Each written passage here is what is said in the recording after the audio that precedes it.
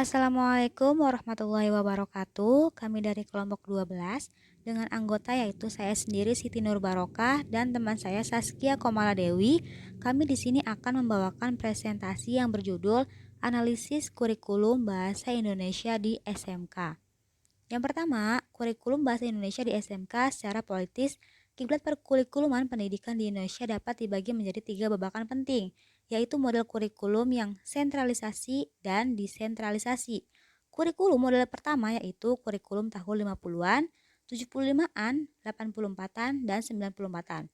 Kurikulum model kedua yaitu kurikulum tahun 2000-an yang dikenal dengan kurikulum berbasis kompetensi atau KBK dan disempurnakan lagi dengan hadirnya kurikulum tingkat satuan pengajaran atau bisa disebut dengan KTSP. Sedangkan kurikulum model ketiga dikenal dengan kurikulum 2013 atau bisa disebut dengan Kurtilas.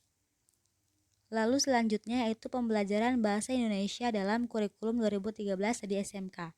Pembelajaran bahasa Indonesia dalam kurikulum 2013 SMK yaitu merupakan penyempurnaan dari kurikulum sebelumnya, yakni kurikulum 2006 atau KTSP, kurikulum tingkat satuan pendidikan, telah membawa perubahan yang mendasar dalam pembelajaran bahasa Indonesia.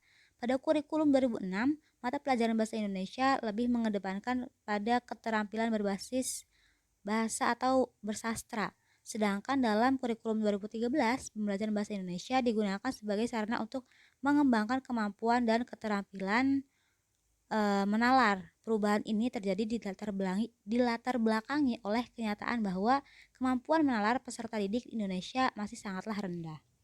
Lalu menurut Atma Zaki 2013, mata pelajaran bahasa Indonesia bertujuan agar peserta didik dapat memiliki kemampuan berkomunikasi secara efektif dan efisien sesuai dengan etika yang berlaku, baik secara lisan maupun tulis, lalu menghargai dan bangga menggunakan bahasa Indonesia sebagai bahasa persatuan dan bahasa negara, lalu memahami bahasa Indonesia dan menggunakan dengan tepat dan kreatif untuk berbagai tujuan, lalu menggunakan bahasa Indonesia untuk meningkatkan kemampuan intelektual serta kematangan emosional dan sosial, menikmati dan memanfaatkan karya sastra untuk memperluas wawasan, budi pekerti, serta meningkatkan pengetahuan dan kemampuan berbahasa, dan menghargai atau membanggakan sastra Indonesia sebagai hasanah budaya dan intelektual manusia Indonesia.